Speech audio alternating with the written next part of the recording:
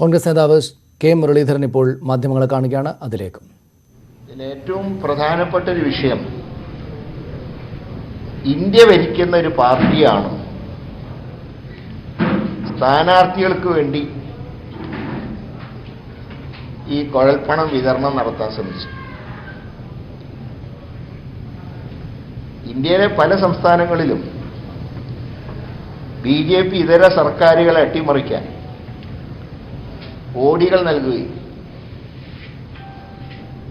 പല ജനഹിതത്തിനെയും അട്ടിമറിച്ചുകൊണ്ട് സ്വന്തം സർക്കാർ സ്ഥാപിക്കാൻ ശ്രമിച്ച BJP സ്ഥാനാർത്ഥികൾക്ക് കൊടുക്കുന്ന പണം പോലും കുഴൽപ്പണം ഉൾപ്പെടെയാണ് വിതരണം നടത്തുന്നത് എന്ന് ഈ സംഭവത്തോടെ തെളിഞ്ഞിരിക്കുകയാണ്. ആ പണമാണ് അടിച്ചു മാറ്റാൻ BJPയിലെ തന്നെ ചില ആളുകൾ ഒരു കൃത്രിമമായിട്ടുള്ള ആക്സിഡന്റ് ഉണ്ടാക്കിയത്. അന്വേഷണം എത്തി നിൽക്കുന്നത് BJPയുടെ സംസ്ഥാന പ്രസിഡന്റിന്റെ അടുത്തേക്ക് അവരെത്തിയിരിക്കുകയാണ്. മാത്രമല്ല, തെരഞ്ഞെടുപ്പിൽ മത്സരിച്ച സുരേന്ദ്രൻ രണ്ടിടത്ത് മത്സരിക്കുകയും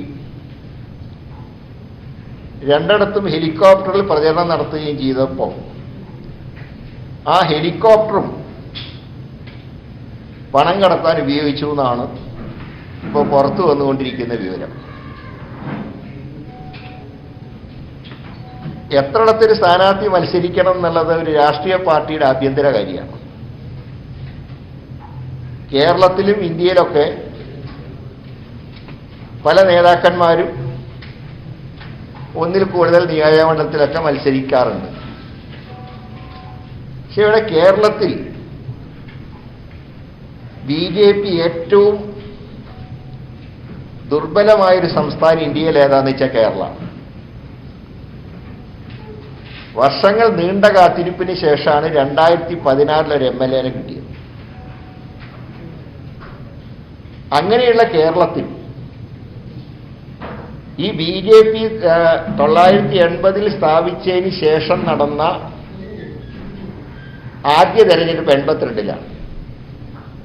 തിരുവനന്തപുരം ഉൾപ്പെടെ 2000 മുതൽ 3000 വരെ വോട്ട് മാത്രം കിട്ടിയ BJPക്ക് അന്ന് കേരളത്തിൽ അഡ്രസ് ഉണ്ടായത് 2 നിയോജകമണ്ഡലത്തിലാണ്. ഒന്ന് കാസർഗോഡ് 2ാം സ്ഥാനത്ത് വന്നു, മഞ്ചേശ്വരത്ത് 10,000-ൽ കൂടുതൽ വോട്ടുകൾ കിട്ടി.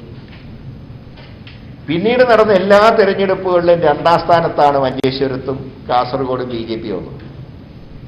2016 സുരേന്ദ്രൻ 82 വോട്ടിനാണ് തോറ്റുപോയത്. അങ്ങനെയുള്ള മഞ്ചേശ്വരത്തെ സ്ഥാനാർത്ഥിയായ സുരേന്ദ്രൻ ഇങ്ങനെ തെക്കേ അറ്റത്ത് കോന്നിയിൽ എന്തിനു മത്സരിച്ചു എന്നുള്ളതിനെ കുറിച്ച് അന്നാരും ചർച്ച ചെയ്തില്ല, കാരണം അതൊരു പാർട്ടിയുടെ നിലപാടാണല്ലോ. പക്ഷേ ഈ സഞ്ചരിച്ച ഹെലികോപ്റ്ററിൽ പണം കടത്തിയോ എന്നുള്ളത് ഒരു പ്രധാന വിഷയമാണ്. മാത്രമല്ല, ഒരു സ്ഥാനാർത്ഥിക്ക് തെരഞ്ഞെടുപ്പിൽ മത്സരിക്കാൻ ചെലവഴിക്കാവുന്ന തുക 30 ലക്ഷമാണ്. സാധാരണ രീതിയിൽ ഒരു ഹെലികോപ്റ്റർ ഉപയോഗിക്കുമ്പോൾ ആ ഹെലികോപ്റ്ററിന് നൽകുന്ന വാടക സ്ഥാനാർത്ഥിയുടെ ചെലവിൽ കൂട്ടേണ്ടതാണ്. ഇപ്പം ഞാനൊരു ഹെലികോപ്റ്റർ ഉപയോഗിച്ചാൽ ഞാൻ എവിടെ നിന്ന് എവിടെ വരെ അത് ഉപയോഗിച്ചു, അതിനെന്ത് വാടക കൊടുത്തു, ആ കാര്യങ്ങളൊക്കെ തെരഞ്ഞെടുപ്പ് ഞാൻ ചെലവഴിച്ച തുകയുടെ പരിധിയിൽ വരും. ഇപ്പൊ സുരേന്ദ്രനും മത്സരിച്ച എല്ലാ സ്ഥാനാർത്ഥികളും ഞങ്ങളുടെ ചെലവ് സബ്മിറ്റ് ചെയ്ത് കഴിഞ്ഞു. സുരേന്ദ്രൻ സബ്മിറ്റ് ചെയ്ത അദ്ദേഹത്തിന്റെ തെരഞ്ഞെടുപ്പ് ചെലവിൽ ഈ ഹെലികോപ്റ്ററിന്റെ വാടക ഈടാക്കിയിട്ടുണ്ടോ? എവിടം മുതൽ എവിടെ വരെ അദ്ദേഹം സഞ്ചരിച്ചിട്ടുണ്ട് ആ സഞ്ചരിച്ചതിൻ്റെ വാടക, ആ വാടക സ്ഥാനാർത്ഥിയുടെ ചെലവിൽ കണക്കാക്കിയിട്ടുണ്ടോ?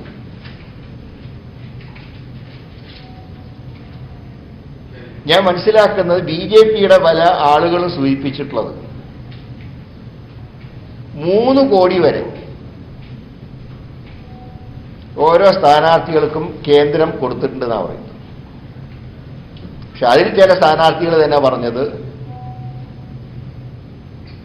ചിലർക്ക് 25-30 ലക്ഷമൊക്കെ കയ്യിൽ കിട്ടിയിട്ടുള്ളൂ എന്ന് പറയുന്നു. അപ്പൊ എന്തൊക്കെയോ ഒരു സാമ്പത്തികമായ, അതും കുഴൽപ്പണം ഉൾപ്പെടെയുള്ള സാമ്പത്തികമായിട്ടുള്ള തിരിമറികൾ BJP-യിൽ സംഭവിച്ചിട്ടുണ്ട്. അങ്ങനെ ഈ കുഴൽപ്പണം നൽകിയത് കേന്ദ്ര നേതൃത്വം തന്നെയാണ്.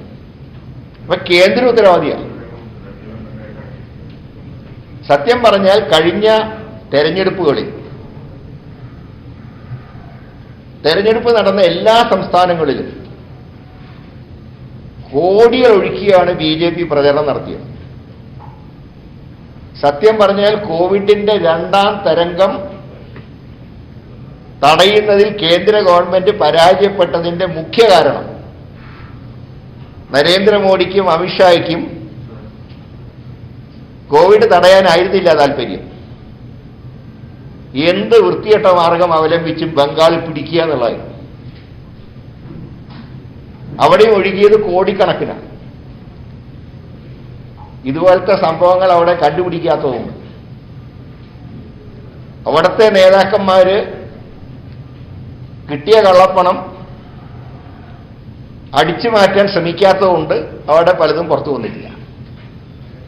ഇവിടെ ഇപ്പോൾ 3.5 കോടിയുടെ പുറത്തു വന്നിട്ടുള്ളൂ. ഈ 3.5 കോടി എന്ന് പറയുന്ന ഒരു സ്ഥാനാർത്ഥിക്ക് കൊടുത്ത കാശായിരിക്കും. പക്ഷെ വന്ന മാർഗം, ആ പണം ഉണ്ടാക്കിയ മാർഗം, ഇതുൾപ്പെടെയുള്ള കാര്യങ്ങൾ അന്വേഷിക്കേണ്ടതാണ്. ഇലക്ഷൻ കമ്മീഷൻ അന്വേഷിക്കേണ്ട ഒരു വിഷയം എന്ന് പറയുന്നത് ഹെലികോപ്റ്റർ ഉപയോഗം സംബന്ധിച്ചാണ്. സ്ഥാനാർത്ഥികൾ ഹെലികോപ്റ്റർ ഏതൊക്കെ കാര്യങ്ങൾക്ക് ഉപയോഗിച്ചു? ഈ കൊടുത്തിട്ടുള്ള കണക്ക്, ഹെലികോപ്റ്റർ ഉപയോഗിച്ച വേറെ ചില സ്ഥാനാർത്ഥികളുണ്ട്, സുരേഷ് ഗോപി ഉൾപ്പെടെ. അപ്പൊ അങ്ങനെ സ്ഥാനാർത്ഥികൾ ഉപയോഗിച്ച വാടക ഈ സ്ഥാനാർത്ഥികളുടെ ചെലവിൽ ചേർത്തിട്ടുണ്ടോ? അത് ഇലക്ഷൻ കമ്മീഷൻ അന്വേഷിക്കേണ്ട ഒരു പ്രധാന വിഷയമാണ്. രണ്ടാമത്, ഈ കുഴൽപ്പണം സംബന്ധിച്ച വിവാദങ്ങൾ. ഇതിപ്പോ UDF LDF അല്ല ഈ ആരോപണങ്ങൾ ഉന്നയിച്ചിട്ടുള്ളത്. സ്വന്തം പാർട്ടിയിൽപ്പെട്ടവരും സ്വന്തം മുന്നണിയിൽപ്പെട്ടവരുമാണ്. ഇപ്പൊ ജാനുവിന് ഈ NDA-യിൽ ഘടകകക്ഷികളില്ല എന്ന് കേന്ദ്ര നേതൃത്വം കുറ്റപ്പെടുത്തിയപ്പോ ലക്ഷങ്ങൾ കൊടുത്ത് ഓരോ കക്ഷികളെ മുന്നണിയിലേക്ക് കൊണ്ടുവരികയാണ്. അതാണ് ഇപ്പോൾ 10 ലക്ഷത്തിൻ്റെ ഒരു കണക്ക് പുറത്തു വന്നിട്ടുണ്ട്. 10 കോടി ചോദിച്ചു, 10 ലക്ഷം കൊടുത്തു. ഇതെല്ലാം അന്വേഷണത്തിന് വിധേയമാക്കണം. സുരേന്ദ്രനൊരു വികാരത്തോടു കൂടിയിട്ട് കാര്യങ്ങൾ പറഞ്ഞിട്ട് കാര്യമില്ല. ആ പാർട്ടി മൊത്തം സംശയത്തിന്റെ നിഴലാണ്. അതുകൊണ്ട് ഇപ്പോ അന്വേഷണം കുറെ നടക്കുന്നുണ്ട്. പക്ഷെ അന്വേഷണം എത്തേണ്ട സ്ഥലത്ത് എത്തുമോ എന്ന് സംശയമുണ്ട്. സുരേന്ദ്രനെ ചോദ്യം ചെയ്യുമെന്ന് പറഞ്ഞിട്ടിപ്പോ PA-നെയാണ് ചോദ്യം ചെയ്യാൻ വിളിച്ചിട്ടുള്ളത്. അത് PA-യിൽ തന്നെ അവസാനിക്കുകയോ സുരേന്ദ്രനിൽ എത്തുമോ എന്നറിയില്ല. ഇപ്പൊ ഇന്നലെ ഒരു പത്രത്തിൽ കണ്ട വാർത്ത, മറ്റ് രാഷ്ട്രീയ പാർട്ടികളുടെ പണത്തിന്റെ കണക്ക് BJP-ക്കാരെടുക്കാൻ പോകാറുണ്ട്. മാത്രമല്ല, ഇപ്പോ ഇന്നലത്തെ ബഡ്ജറ്റ് പ്രസംഗത്തിൽ പറഞ്ഞതുപോലെ, ഇന്നലെ ബഡ്ജറ്റ് പ്രസംഗത്തിൽ ബാലഗോപാൽ പറഞ്ഞത് 1 വർഷമായിട്ട് കേന്ദ്രം ഞങ്ങളെ വേട്ടയാടിക്കൊണ്ടിരിക്കുകയാണ്. ആ അന്വേഷണങ്ങൾ ഇപ്പോഴും നടക്കുന്നുണ്ട്. ഒരു ഭാഗത്ത് കേന്ദ്രം സംസ്ഥാനത്തിനെതിരായിട്ട് അന്വേഷിക്കുന്നു. അങ്ങനെ സാഹചര്യത്തിൽ സംസ്ഥാനത്ത് നടക്കുന്ന അന്വേഷണം കേന്ദ്രത്തിലെ നേതാക്കന്മാരിലേക്ക് കടക്കുമോ എന്ന് ഒരു സംശയമുണ്ട്. ചിലപ്പോൾ അവസാനം ഒരു അന്തർധാര രൂപപ്പെടാൻ സാധ്യതയുണ്ട്. ഏതായാലും നിങ്ങളെടുത്തോ, ഞങ്ങൾ മുമ്പെടുത്ത് ഞങ്ങളെടുത്തോളാം എന്നൊരു അന്തർധാര രൂപപ്പെടാൻ സാധ്യതയുള്ളതുകൊണ്ട് നിലവിലുള്ള അന്വേഷണം മുന്നോട്ട് പോട്ടെ. ഇതുവരെ അന്വേഷണത്തിൽ കുഴപ്പം കണ്ടിട്ടില്ല, അതുകൊണ്ട് അത് മുന്നോട്ട് പോട്ടെ. പക്ഷെ അതോടൊപ്പം തന്നെ ഇതിനെക്കുറിച്ചൊരു സമഗ്ര അന്വേഷണം നടത്താം. അതായത് കുഴൽപ്പണക്കടത്ത്, പാർട്ടി പ്രസിഡന്റിന്റെ ഹെലികോപ്റ്റർ യാത്ര, ഘടകകക്ഷികൾക്ക് പണം കൊടുത്തു എന്നുള്ളതിനെക്കുറിച്ച് വരുന്ന ആക്ഷേപങ്ങൾ, എല്ലാ വിഷയങ്ങളെക്കുറിച്ചും സമഗ്രമായിട്ടുള്ള ഒരു അന്വേഷണം നടത്താൻ സംസ്ഥാന ഗവൺമെന്റ് ഒരു ജുഡീഷ്യൽ അന്വേഷണത്തിന് തീരുമാനമെടുക്കണം. കഴിയുമെങ്കിൽ സുപ്രീം കോടതിയിൽ നിന്ന് സിറ്റിംഗ് ജഡ്ജിമാരെയൊന്നും കിട്ടില്ല, നമുക്കറിയാം. ഹൈക്കോടതിയിൽ നിന്നോ സുപ്രീം കോടതിയിൽ നിന്നോ റിട്ടയർ ചെയ്ത ഒരു പ്രമുഖനായ റിട്ടയർഡ് ജഡ്ജിയെ വെച്ച് ഈ വിഷയങ്ങളെല്ലാം ഉൾക്കൊള്ളിച്ചുകൊണ്ട് ഒരന്വേഷണം നടത്താൻ സംസ്ഥാന സർക്കാർ തയ്യാറാകണം. ഇതിന്റെ എല്ലാ കള്ളത്തരങ്ങളും പുറത്തു വരും. കഴിഞ്ഞ 7 വർഷമായി BJP ഈ രാജ്യത്ത് ഒഴുക്കുന്ന കള്ളപ്പണവും ജനാധിപത്യത്തിന് അട്ടിമറിക്കാൻ നടത്തുന്ന ശ്രമങ്ങളും ഒരുപക്ഷെ നിഷ്പക്ഷമായൊരു അന്വേഷണം ഇതിൽ ആരംഭിച്ചാൽ ഇത് പല സ്ഥലത്തും ചെന്നെത്തും. അവസാനം നരേന്ദ്രമോദിയിൽ വരെ ചെന്നെത്താൻ സാധ്യതയുണ്ട്. ആ ഒരു ഗഡ്സ് മുഖ്യമന്ത്രി കാണിക്കുമോ? ഒരാളും രക്ഷപ്പെടാത്ത രീതിയിൽ ശക്തമായിട്ടുള്ള അന്വേഷണത്തിന് സംസ്ഥാന സർക്കാർ തയ്യാറാകുമോ? അതിനെക്കുറിച്ച് മുഖ്യമന്ത്രി മറുപടി പറയണം. ഒരു ജുഡീഷ്യൽ അന്വേഷണത്തിന് സംസ്ഥാന സർക്കാർ തയ്യാറായാൽ കേരളത്തിലെ എല്ലാ ജനാധിപത്യ മതേതര പ്രസ്ഥാനങ്ങളും അതിനെ സ്വാഗതം ചെയ്യും എന്നുള്ള കാര്യത്തിൽ സംശയമില്ല. അതിന് മുഖ്യമന്ത്രി തയ്യാറാകണമെന്നാണ് അദ്ദേഹത്തിനോട് ഞങ്ങൾക്ക് ആവശ്യപ്പെടാറ്. അതോടൊപ്പം തന്നെ ഇന്നലത്തെ ബഡ്ജറ്റിനെ കുറിച്ചൊക്കെ പ്രതിപക്ഷ നേതാവ് പാർട്ടിയുടെ അഭിപ്രായം പറഞ്ഞു കഴിഞ്ഞു. ഒരു പ്രധാന നിർദ്ദേശമുള്ളത് ഞാൻ മുഖ്യമന്ത്രിക്കും കത്തയച്ചിരുന്നു. ഇത്തവണ കേരളത്തിലെ കടലാക്രമണം വളരെ ശക്തമാണ്. ഇതിനൊരു പെർമനന്റ് സൊല്യൂഷൻ ഉണ്ടാക്കും എന്ന് മുഖ്യമന്ത്രി സൂചിപ്പിച്ചിട്ടുണ്ട്. പക്ഷെ ഇന്നലെ അനുവദിച്ച 5300 കോടി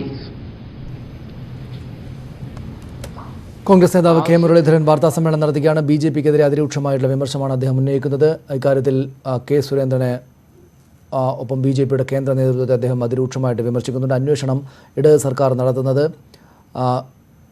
വേണ്ട രീതിയിൽ ഫലപ്രാപ്തിയിലെത്തുമോ എന്ന സംശയമുണ്ട് എന്നും അദ്ദേഹം പറയുന്നു. അദ്ദേഹത്തിൻ്റെ വാർത്താ സമ്മേളനത്തിലേക്ക് തിരിച്ചു വരാം ചെറിയ ഇടവേളയ്ക്ക് ശേഷം.